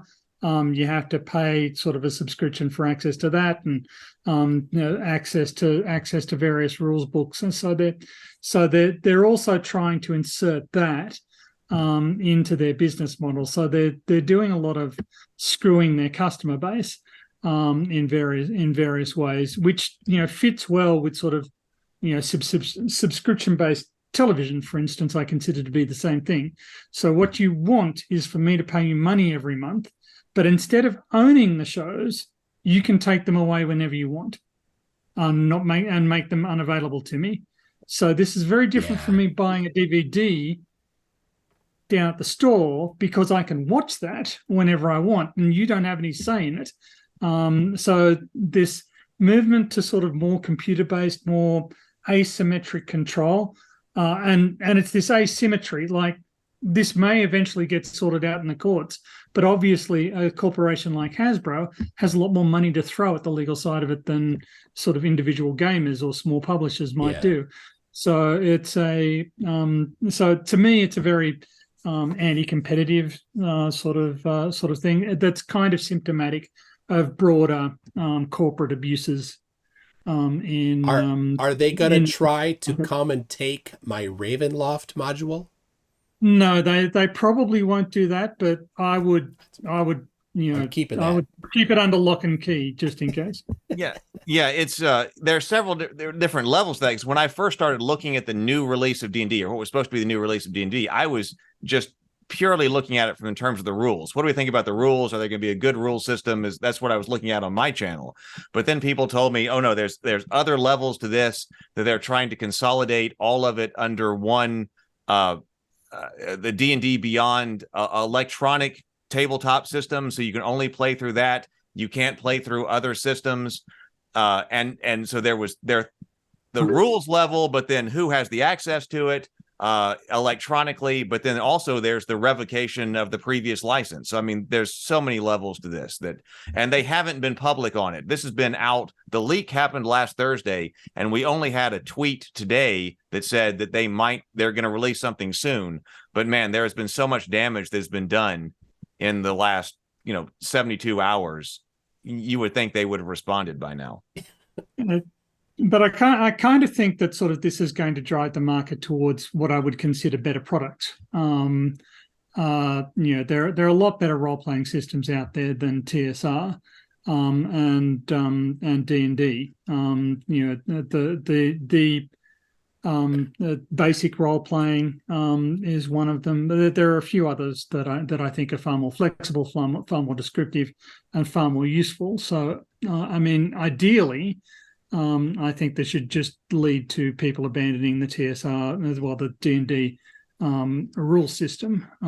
But other creators out there are going in exactly the opposite direction, which is to say they're open to people writing stuff and marketing it. And they, Chaosium was the example that I was using, but they're not particularly litigious about stuff. There are multiple people with rights to publish Call of Cthulhu material, for instance. So it's, to me, I think what Wizards of the Coast are doing, this and their attitude towards Magic the Gathering, which is its whole mess in and of itself, they're shooting themselves in the foot to some extent, and they're trying to bully consumers, and I don't think ultimately it will work. Yeah, I really appreciate your providing this unexpected opportunity to talk about it, because I think it's so important, because it's impacting so many people and so many people's livelihoods because of this retroactive attempt to get rid of this license that they shouldn't be able to get rid of. I mean, it's so is Magic it's a card laying game like Pokemon? Yes. Sort of. I say that for John. He's into that. Continue. But somebody asks, are there any flat Earth games? And interestingly enough, in RuneQuest, the Earth is flat. But RuneQuest is very weird that way. Is it Rabbitvania? Rabbitvania. Rabbitvania. Is the Earth flat in Rabbitvania, like in Narnia? I don't know if the world is flat in Rabbitvania. There may not be enough room to, enough of the region to make that a consideration. But in the other world, about the fall of Lucifer, I've thought about the shape of the world quite a bit, and it's definitely not round. It may not be completely flat, but it's not going to be round, because I was looking at different things that people said in history about the shape of the world, and as having taught geography and map projections and things like that, I've wondered how should I map out a fantasy world in something that's not flat but also not round.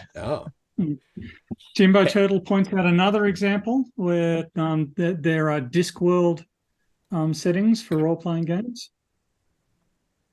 You could do Discworld is flat. Yeah. Ringworld, like Niven. Yes, Ringworld also had a role-playing game based around it at one point in the late 80s, I think, mid to late 80s.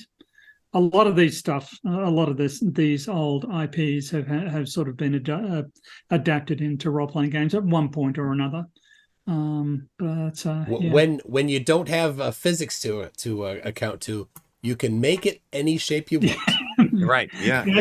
That's exactly right. And it's, I mean, the whole thing about RuneQuest is that basically there's no physical explanation for anything. Everything is magic, and it's done by spirits. So you don't get ill because of bad sanitation or anything like that.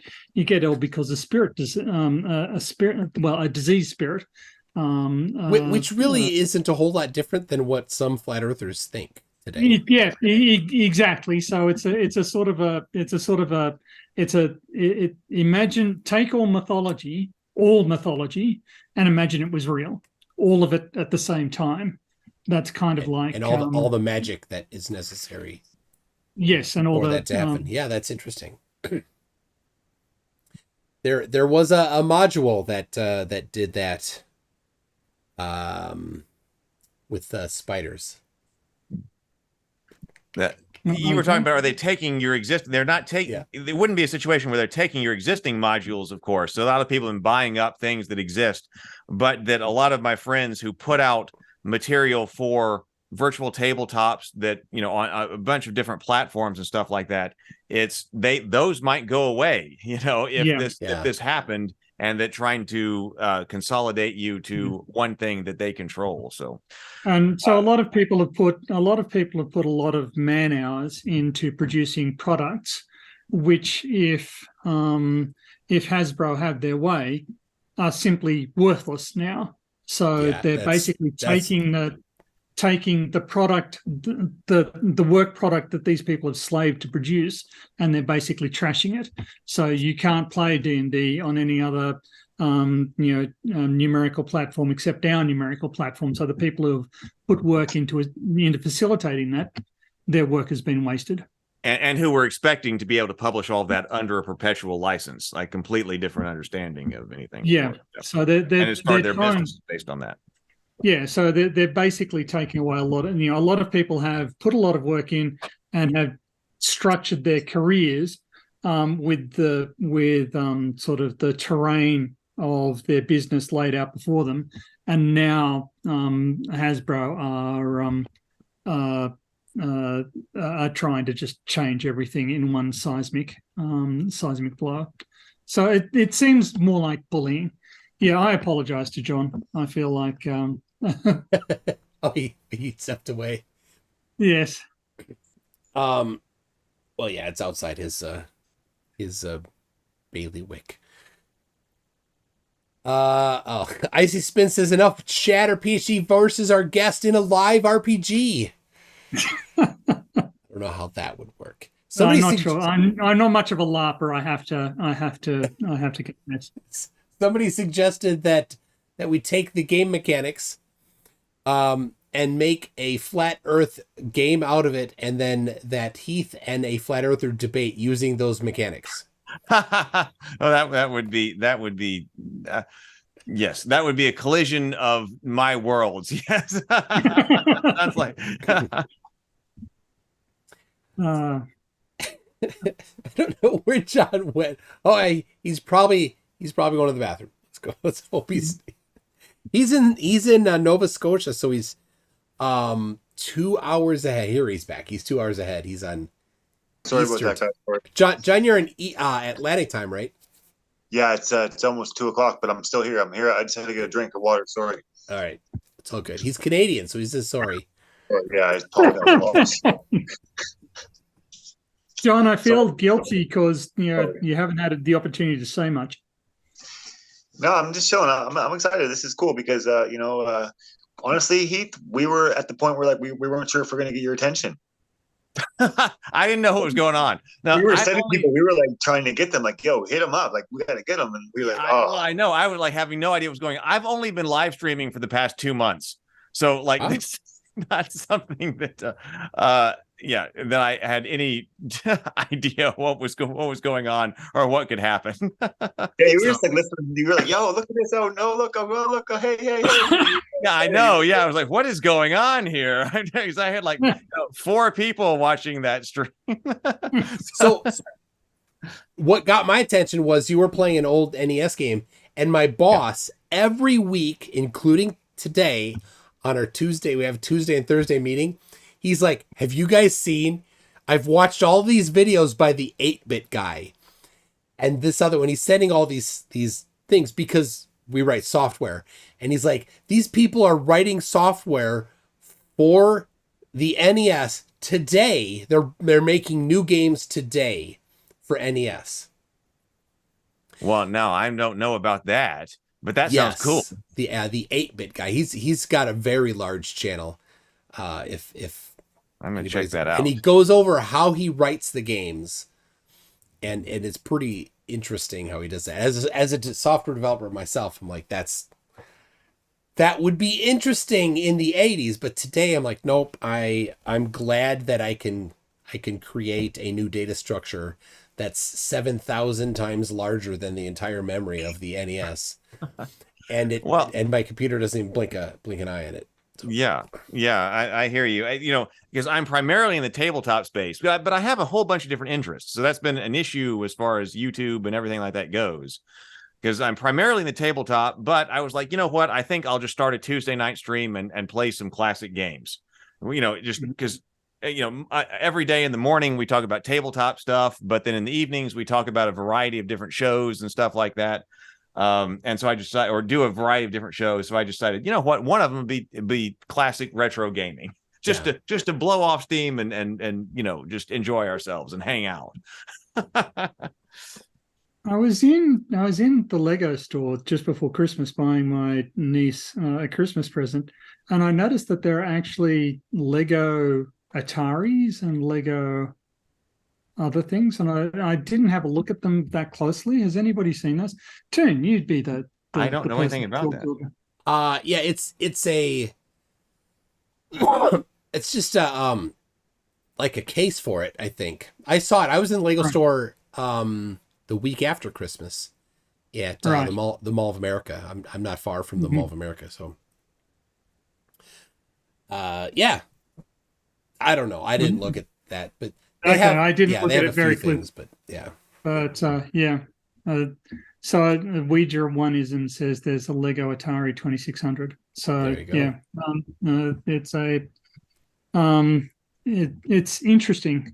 Timbo Turtle says that he has a Lego NES with a TV. it's not really an NES, like it's just the Lego NES, and then you like, I think you crank it or there's a motor, but like these things go across. I don't have it. I haven't seen it, but people have kind of said that it's a bit lame. Okay, so. All right. But it's it's an interesting space, and there are some people who are sort of trying to keep these old hardware systems alive and sort of still perpetuate interest in them. Fred Knott says buying his niece Legos. Come on, Tony. It's okay, Tony. I've got the Lego Saturn V right there. I've got right here. Yeah. I've got the Lego the Star Wars guys here. I saw something online that said has any company co-opted or converged on the idea that, well, adults have a lot of disposable income and they still like toys more than Lego. Yeah. That's that. Yeah, maybe I not. Don't think, Lego no. Is that. Yes. I have a friend who's a doctor, and sort of at one point he went and bought at least $1,000 worth of Lego, but had to leave it at one of our mutual friends' places because he couldn't take it home to his wife. All right, let me. Timbo Turtle says it's not lame. Accepting someone else's word without investigation, the evidence, which is what we say to the flat earthers. He says it's the coolest Lego I've built. There you go. There you go. Well, all right. Maybe I'll get it. You should at least have a. You should at least have a look at it. But yeah. Heath, was this your first time doing the classic retro NES games night? It was like number 4. I've been doing them on Tuesday nights, but this was like the 4th time I've done it or something like that. That's cool. Yeah. Are you a big NES fan, John? I mean, that's like NES was really when I was like the first. I was like, he's too young. No. I remember my uncle getting it. I remember my uncle getting it for Christmas, and he had Mario and Duck Hunt. I remember. But my first system really was the Super Nintendo. That's really like what I wanted, and I knew what I wanted for, like, and Mario was really fun. But yeah, I remember I was young. I was like 4 or 5, but I remember it. Okay. The SNES was it was so good. I played in college we played Dr. Mario. Yeah. On the NES. There's no way to win level 24, I think. Like we're like, it's not possible. They come too fast. What's your favorite game system of all time? Mine? Everyone. That's all I hear it from everyone. Might as well. I really liked SNES. Super Nintendo, yeah. Yeah, the controllers weren't so pokey, but I mean, I probably played more NES. I'll go with Nintendo 64 because I really like Zelda and Mario. There's really good games for 64, so that'll be my one. What about Bond? GoldenEye? Yeah, exactly. There's so many games for 64. GoldenEye on 64 was amazing. Many games, right? There's many games. More than amazing. It's like a landmark in more than video game history and cultural geek history, right? Like that game when that game hit. The pause music, like I love the pause music. In fact, we used to say that game was the only game that could disrupt a game of Dungeons and Dragons for the evening. We would come over to play D&D or something like that, but then there was the N64 and GoldenEye, and sometimes GoldenEye won out quite a bit. Yeah. Yes. I'm ashamed to admit that as a teen, the only game system I had access to was something called the Intellivision, which is probably before your time. Intellivision was fine. ColecoVision too. No, we just had the Intellivision. Yeah. That was all we had. Never heard of it. Yeah, I knew some people that had them. You're not missing that much, but they didn't have. There weren't quite as broad a games selection there. No. The original Xbox, I was so good for modding. I personally modded I don't know how many. And then installing the emulators. So I had the SNES. I had all the emulators, but I had the SNES emulator was the one I got the most use out of on the original Xbox. I figure I'll work my way up to that because I also played a lot of NES, like the Zelda, like whatever the Zelda game was for us. But I figured I'd just go back and I'll start with the NES and then I'll work my way up after I play through all the games from NES that I played as a kid. Then I'll go to SNES and just work my way up. There you go. That'd be cool. Do you ever do speed runs? I mean, I got into watching speed runs for a while, and they're really cool. The Mario speed runs on NES, those are insane. I know. They're counting the number of seconds before they start moving so that the random number generator will get the right seed. Yeah. Whoa. And then they do things like that. The math is calculated internally differently than what the pixels are on screen. So they're doing things where they're doing at half pixels. So they'll jump, they'll land backwards, they'll do something when it gets to half pixel, then they'll jump again. Those people are incredible. It turns out that there's been a lot of very sophisticated analyses of some of these speed runs, and a lot of the Minecraft speed runs, for instance, have turned out to be frauds. Have been mathematically demonstrated to be that they've messed with the seeds. It's interesting how technical a lot of this stuff gets. It's like anything, it can get interesting if you grew up watching that. And I've actually never played any of the Mario Kart games, so I've got. It's just not You've a never not been a thing that I've experienced the frustration of Rainbow Road. You're missing out. Never. You're missing out. You're not missing out on the frustration of Rainbow Road. There goes a fun game. Oh. I have never done. I don't do speed runs because I'm not that good. Like I'm primarily in the tabletop space, but I just decided, hey, there are some video games that I'd play just for fun. So my video game streams on Tuesday nights are the most casual you can possibly imagine. If you're looking for expert game playing, you'll be annoyed if you show right on Tuesday nights with me. Mine is completely casual and just for fun. But I was saying after I played through this game, maybe one night I would try to beat it all in one session. But no, speed runs not something to do. I'm not that good. But they are fun to watch, though, because I went down a rabbit hole one day and I just started watching every single speed run of all different games, and I was really intrigued with it. It was really cool to watch. On the subject of speed runs, it's been a while since you've broken out your cube. Tim. I've got the twisty one. You've got the twisty one. But I don't know where I have the regular cube. Let me too many books here. Too many books. Okay. You can't do the hard one? It turns out to be sensitive to the number of rotations of each phase. And I can't get consistently. I have to say I wouldn't know how to go about solving that one. Like you'd have to just solve it and hope. Right. Pretty much. I've got it. There you go. Can you do it in 6 seconds? Yeah, you can. Here you go. No. I rarely can do it in under a minute. I don't generally time myself. Well, that's still good. I'll take that. All right. Do you have yours, Tony? Yes, I do. I have. Face off. I'm going to do a face off. Yeah.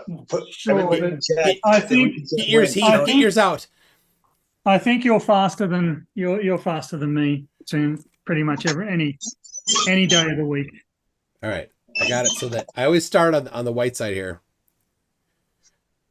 Oh, Matt Klein, I have never played Kerbal Space Program. I'm just Right, yes. trying to make sure that this is NA, randomized. this is the cube I'm going to send to NA someday. Right. Someday. Okay. All right. Let's see it mixed up. All right. Ready? Heath, you got to start us. Well, okay. I'll count you down. 3, 2, 1, go. All right. And then while we're focused, you're going to have to entertain the crowd. Okay, here we go. There is the intensity that we have here with the Rubik's Cube solving. Are they going to make it? Who's going to be first? We can't see. We can only see. There we go. Now, okay, there we go. Okay, sorry. The geophysicist cube here. We need to make sure like that description. I do. To make sure that, yes, everything's on the up and up here, right? Who's it going to be? Who's it going to be? This is for all the marbles with the flat Earth, right? Flat Earth. Oh my God! Don't bring flat Earth into it. I'm trying to think constructively here. MC Toon's bringing it on. Some actually think the Earth is cube shaped. So, well, it could be. We could look at cube shaped Earth, or we could look at. I was reading a history. I was reading a history of the shape of the world that suggested that a compromise position was that the Earth was pine cone shaped. So, it was kind of round overall, but we lived on the sort of flat leaf bits of the the leaves in a pine cone. So we were on the flat bits in between, but the overall shape was round, and it was considered sort of by some to be a reasonable compromise. Got it. That's it. MC Toon won. Oh, epic. He did. Cool. Oh, you got it too. Awesome. Heath, what is the best evidence for the shape of the Earth? That you just right off the top of your head. Well, the best evidence now that we have space flight is the space flight, and evidence coming from satellites. Yeah, the shuttle, the orbiters, things like that. Now that we got that, that's it. Pre-1940, what would the answer be? Pre-1940, we have the mathematical calculations, of course, from Eratosthenes. They will tell you, here is our shape of the Earth and how you calculate that. And I ran through that with students in geography class. Like, how can you calculate things like that with very rudimentary tools?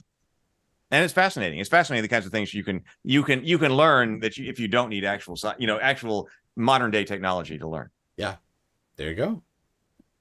That's exactly right. From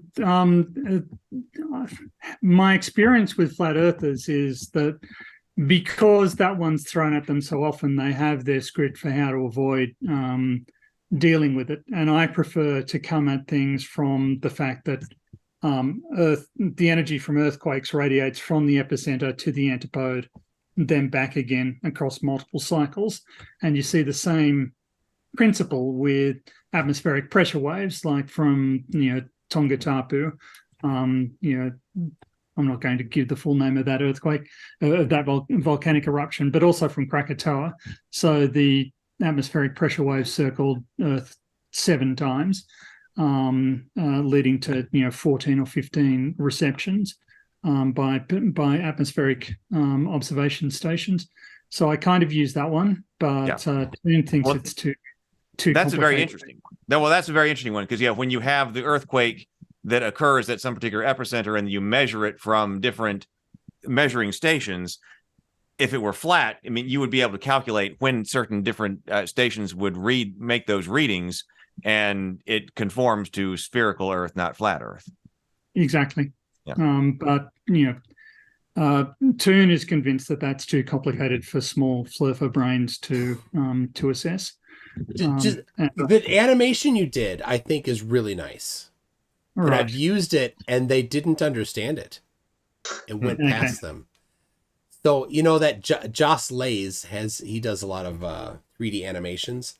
I think if he could take that stuff and make it, because he he makes it more visual.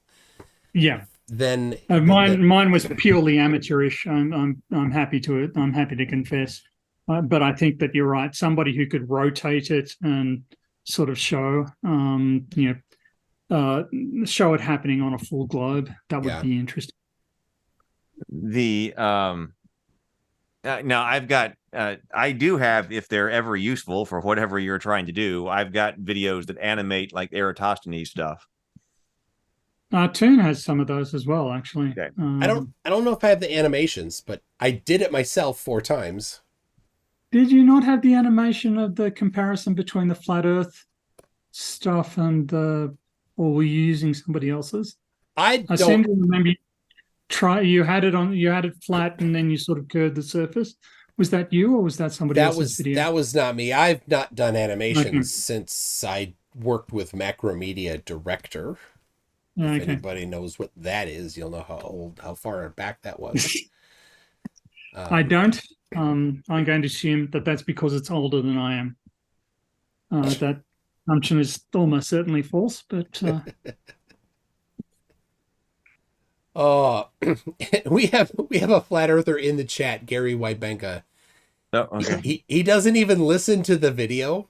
He just comes in here and copy pastes the same stuff he does every week, without even paying attention to the topic that we're talking about. So thank you, Gary. You are a perfect bot. Well, bot in human form. Yeah. Yes. It's and not a particularly sophisticated one. From having a look at him in one live stream, you could program him using Orc for the next live stream. And it wouldn't be that sophisticated. A poorly written shell script could do it. Yeah. There you go. Stringers one says, if a tree falls in the forest and nobody hears it, is the seismograph that recorded it fake? That's what they tell me. But I do want to say that we've kind of lucked out by choosing a PhD in geography with an interest in tabletop role-playing games. Yes. It's been a pleasure to chat with you. Heath, it's been great. I'm so glad we got your attention. Well, I am too. I said still a bit shell-shocked. not anything I was expecting this evening. So thank you very much. I very much appreciate it. Well, I hope some of our common audience can get a little crossover and enjoy some content from the others. I hope that you're Rabavania. Yeah, Rabavania. Yeah, that sound. I love the sound of that. And somebody mentioned it sounds a bit like Redwall. The mice. My kid loved. He read those books like crazy. Yeah. So actually, I remember having this idea for that world, and then later seeing Redwall. So my idea predated my seeing that in the bookstores. But yeah, Redwall has medieval mice and rabbits and things like that too. So yeah. Mm-hmm. Yeah. Cool. All right. Well, I'm gonna wrap it up. Thank you, PhD Tony, Heath, and Jon Snow. Everybody else, thank you for joining us. This will be disappearing. I will maybe make it live again later, but the previous video, I'm going to let that one get promoted by YouTube. So, all right, people. Thanks a lot. We'll see you all later. Thank you. Bye. Thank you.